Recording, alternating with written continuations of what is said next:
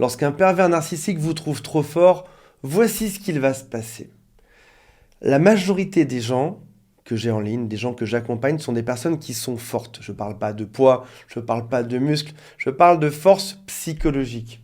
C'est des gens qui sont souvent gentils, qui sont admirables, qui ont beaucoup d'empathie, qui souvent sont bien entourés et qui ont aussi d'autres qualités, qui ne sont pas très bons quand on tombe face à une personne qui est perverse narcissique. Comme par exemple, c'est des gens qui sont tellement forts que souvent, ils ont une bonne endurance à la souffrance, malheureusement.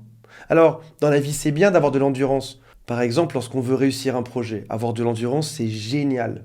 Mais quand on tombe face à une personne qui te manipule, qui va te faire les pires crasses, les pires coups sur terre, avoir de l'endurance, c'est pas terrible.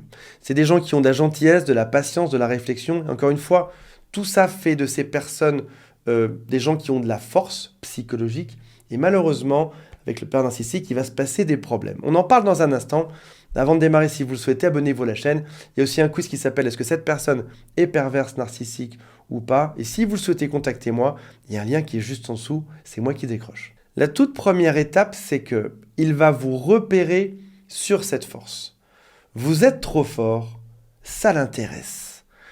Parce que une personne forte, une personne qui a une forme de puissance intérieure, c'est un bon faire-valoir. Un pervers narcissique n'a aucune estime de lui-même. Il va te faire croire le contraire.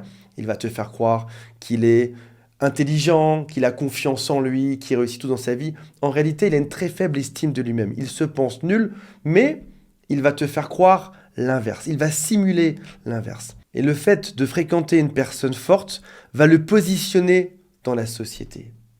Vous avez des amis géniaux, il se met avec toi, comme ça, il se positionne. Finalement, tes amis deviennent ses amis aussi, et il devient quelqu'un de génial. Vous avez un travail intéressant, en étant avec toi, il se positionne aussi. Si jamais toi qui as ce bon travail, tu vas avec lui ou avec elle, ça veut dire que par rebond, il est intéressant aussi. Tu as de l'argent, ça devient le sien. Tu es une femme qui est belle, tu es un homme qui est beau. Du coup, en se positionnant près de toi, il récupère, en tout cas, il pense récupérer tes valeurs aussi. Tu as une maison, ça devient la sienne. Voici sa façon de penser. Si je fréquente cette personne, ça signifie que je suis au moins aussi bien qu'elle. Admettons qu'on ait chacun une note sur Terre, ce qui est complètement faux, mais le cerveau humain accepte assez bien cette idée. L'idée qu'on ait une sorte de valeur dans la société. Je vaux 6 sur 10, 7 sur 10, 8 sur 10. Il se positionne près de toi, il devient aussi un 7, exactement comme toi. Donc, ta force devient sa force. C'est pour ça que son image sociale est nécessaire, c'est pour ça qu'il va aller vers des personnes qui sont intéressantes, des gens qui possèdent, que ce soit des possessions, on parle d'amitié, que ce soit de l'argent, que ce soit une maison, qu'importe, des gens qui possèdent quelque chose, ça les intéresse, et en société, ils pourront briller grâce à ça. Maintenant, si on parle de force, parlons un peu du combat en interne. Tout ça, c'est à l'extérieur. C'est lorsqu'on est en soirée, quand on est chez des amis, quand on est en ville. Mais lorsque la porte de la maison se referme, il se passe autre chose.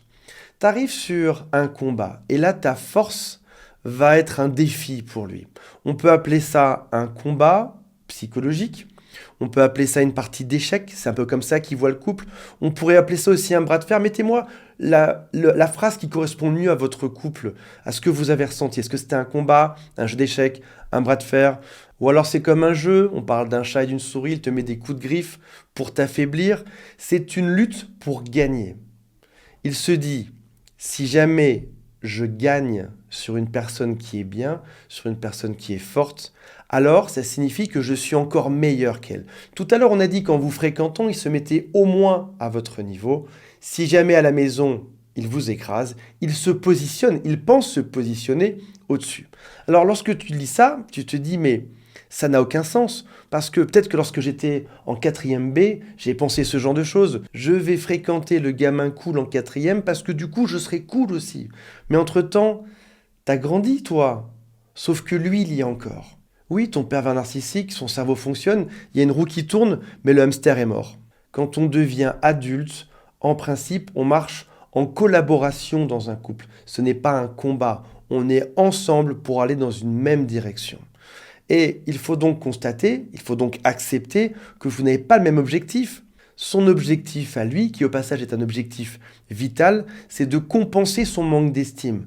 Toute sa vie, tous ses efforts, toute sa ressource mémoire, tout son cerveau sera dirigé dans un seul but, aller compenser son manque d'estime. Sa vie entière ne sera consacrée qu'à ça. Toi, ton objectif, il est différent. Toi, t'as pas besoin maladivement de compenser ton manque d'estime de toi, même si tu es un peu timide, même si t'as pas très confiance. C'est pas quelque chose qui fait que ta vie entière dépend de ça.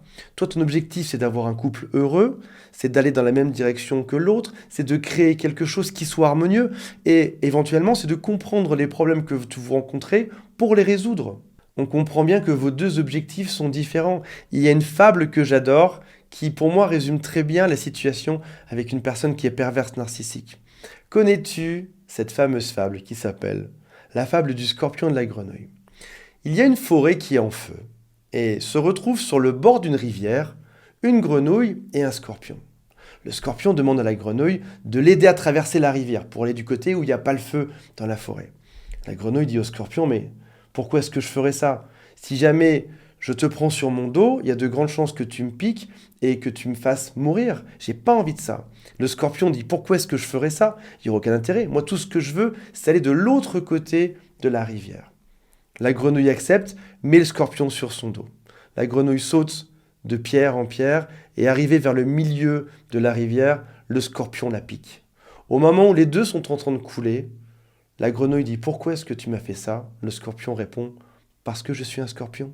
Ce qui signifie que tu n'es pas une grenouille, mais ce qui signifie que dans ton couple, tu avais un objectif qui était probablement d'avancer, de faire quelque chose, et tu t'es dit, quel est l'intérêt de l'autre de tout détruire, de faire des crises, de nous écraser, finalement, de réduire en bouillie ou en cendres tout ce qu'on a construit?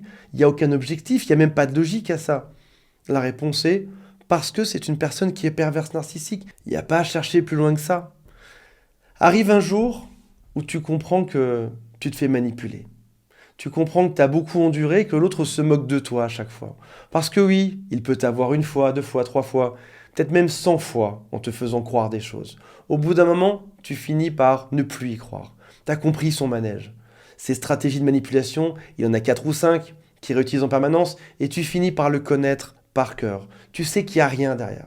Tu sais qu'il n'y a pas de couple heureux. Tu sais que ça marchera jamais et tu finis par partir. Alors oui, il a tout fait pour te mettre à terre et il y a presque réussi.